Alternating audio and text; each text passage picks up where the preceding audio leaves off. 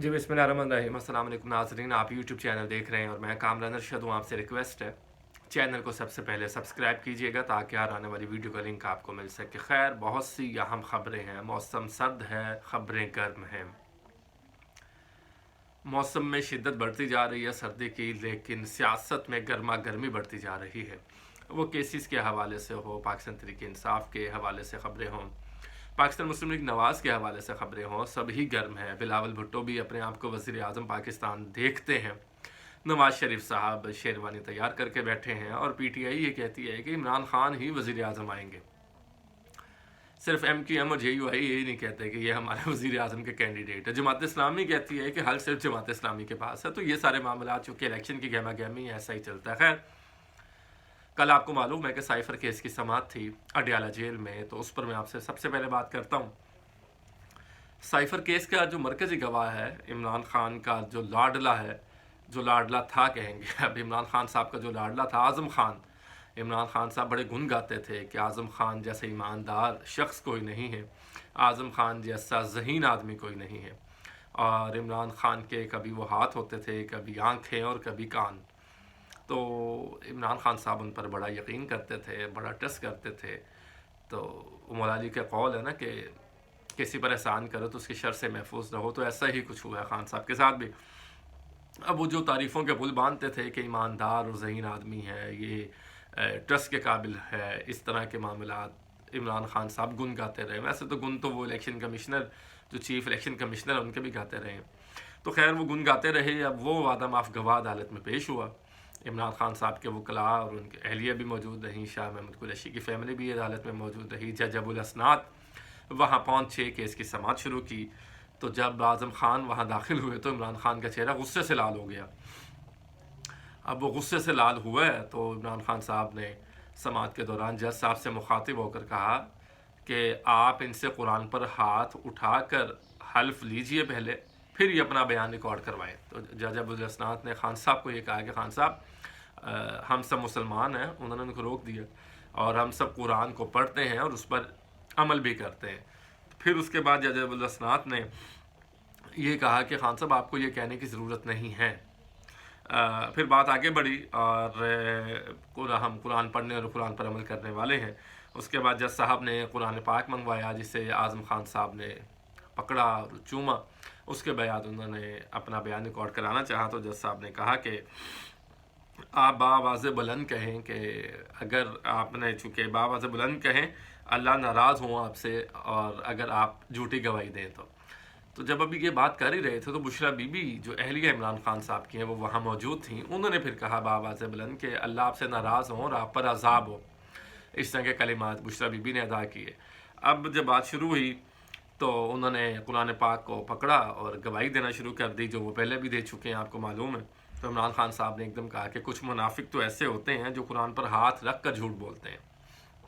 इस तरह से ये मामला आगे चले। फिर आज़म खान ने ये कहा कि जी, आपको मालूम है कि मैंने इमरान खान साहब को कहा था कि ये साइफ़र बड़ा सेंसिटिव मामला है, आप इसको अपने सियासत और अपने ज़ाती मकासद के लिए इस्तेमाल ना करें। बनी गाला की मीटिंग का उन्होंने हवाला दिया, किस तरह से बनी गाला में मीटिंग हुई, किस तरह से साइफ़र को डी कोड किया गया।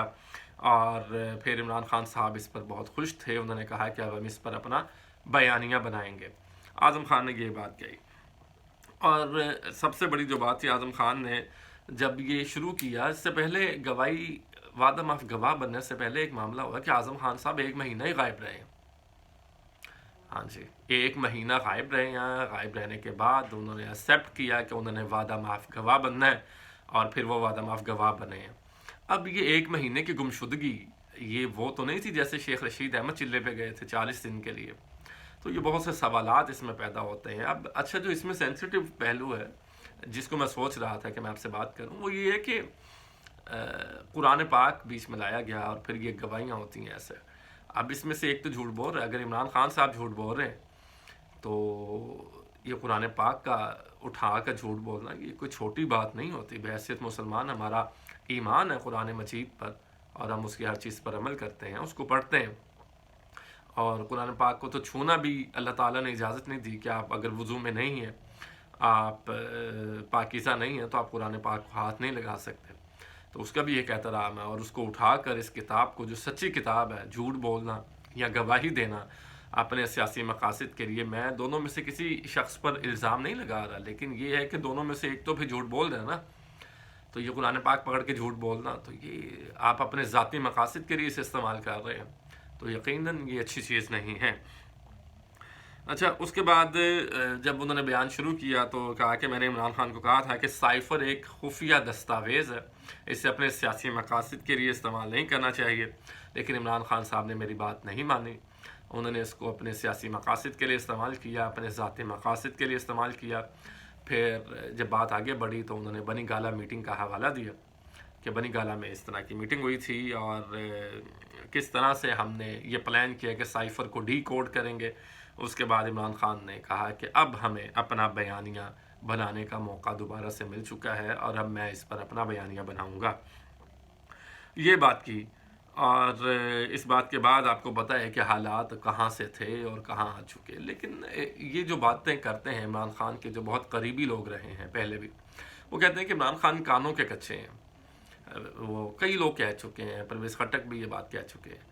تو کانوں کے کچے کا مطلب کیا ہے؟ کانوں کے کچے کا مطلب یہ ہے کہ وہ جو کوئی ان کے کان میں کوئی بات کہتا ہے تو اس کو مان لیتے ہیں ایز اٹ از۔ جیسے اب وہ پہلے چیف الیکشن کمشنر کے گن گاتے رہے، چیف جسٹس افتخار چودھری کے گن گاتے رہے، تمام چیف جسٹس صاحبان کے گن گاتے رہے، اس کے بعد اعظم خان صاحب ہم ان کے بارے میں سنتے رہے کہ جی یہ کیسے ہیں، عثمان بزدار صاحب کے گن گاتے رہے، اور وہ مسلم لیگ ضیاء میں چلے گئے، جو اپنی سیٹ ایڈجسٹ کر کے ضیاء الحق کے جو بیٹے ہیں اعجاز الحق وہ جیتتے ہیں، اور یہ بزدار صاحب کی روانگی اس طرف ہو چکی ہے۔ خیر، تو یہ ساری چیزیں یہ بتاتی ہیں کہ آپ کے غلط فیصلے ہوئے ہیں، آپ سے آپ نے ان غلط فیصلوں کو ایکسیپٹ کرنا ہے تو آگے بڑھنا ہے۔ تو اس طرح کے معاملات چلتے ہیں۔ خیر، یہ سائفر کیس کا حوال تھا جو میں نے سوچا کہ میں آپ سے شیئر کروں۔ دوسری خبر نواز شریف صاحب ہے۔ نواز شریف صاحب آپ کو پتہ ہے بالکل وزیر اعظم کی کرسی ان سے زیادہ دور نہیں رہی اب، وہ وزیر اعظم بنیں گے، پاکستان کی تقدیر کو بدلیں گے، معاشی مسائل حل کریں گے، اور دہشت گردی کے جو واقعات ہیں اس سے نمٹیں گے۔ اب ایران کا ایشو بنا ہوا ہے، ایران پاکستان کے ساتھ کچھ ایسے پازیٹیو جملوں کا تبادلہ بھی ہوا ہے، یہ ہمارے سامنے اطلاعات آئی ہیں، کیونکہ پاک فوج نے جو ان کو جوابی کارروائی کر کے جو ان کے ساتھ رویہ اپنایا، اس کے بعد وہ ٹھنڈے ہو گئے۔ کیونکہ اگر ہم ایران کی بات کریں تو ایران کے پیچھے بھارت ہے، بھارت ہندوستان نے یہ حملہ کروایا ہے، کس طرح سے یہ معاملات رہے ہیں، اور جو بتایا گیا ہے کہ ہم نے جو سفیر کو واپس بلایا، اس کو بہت زیادہ اپریشیٹ کیا گیا ہے۔ جو صحیح ماہرین ہیں، جو دفاعی ماہرین ان چیزوں کو، ان امور کو سمجھتے ہیں، انہوں نے اس کو اپریشیٹ کیا ہے کہ پاکستان کا سٹانس بہت اچھا رہا ہے کہ پاکستان نے سفیر کو ہی واپس بلا لیا اور ان کے سفیر کو واپس بھیج دیا۔ اس کے بعد جو پاکستان نے جوابی کارروائی کی ہے وہ بھی ایک پازیٹیو جسچر ہے۔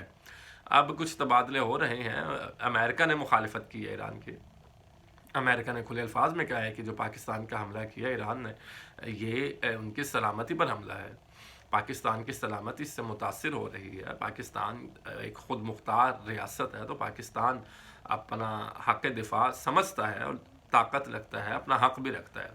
تو دنیا بھر سے ممالک نے کہا ہے کہ ایران نے یہ غلط کیا، اس سے پہلے بھی شام میں بھی اور دوسری جگہ پر بھی انہوں نے حملہ کیا، اور وہ میں اپنے کل کے ویلاگ میں آپ کو بتا چکا تھا کہ اس کے پیچھے کیا ریزنز ہیں، کیا اسباب ہے، کیوں ایسا کیا جا رہا ہے، یہ کیوں ایسا ہوا ہے۔ تو دیکھتے ہیں کہ اب آنے والے جو وزیر اعظم پاکستان ہے، آج ویسے قومی سلامتی کمیٹی کا اجلاس بھی ہے 4:30 بجے، وزیر اعظم، نگران وزیر اعظم انوار اللہ کاکڑ پاکستان پہنچ چکے ہیں، تینوں آرمی چیف اس میں شرکت کریں گے، باقی جو پاک بحریہ، پاک فضائیہ کے چیف ہیں وہ بھی اس اجلاس میں شریک ہوں گے، وفاقی وزراء ہوں گے، اس کے بعد ایک لائحہ عمل بنا کر آگے بڑھا جائے گا۔ تو قومی سلامتی کمیٹی کے اجلاس کی جو ہونے والا ہے ہم اس کا انتظار کرتے ہیں، دیکھتے ہیں کہ اس میں کیا اعلامیہ آتا ہے، تو پھر اپنا نیکسٹ ویلاگ ہم اس پر بھی بنائیں گے۔ خیر، اپنا خیال رکھیے گا، کامران نشد کو دیجیے اجازت، اللہ نگہبان۔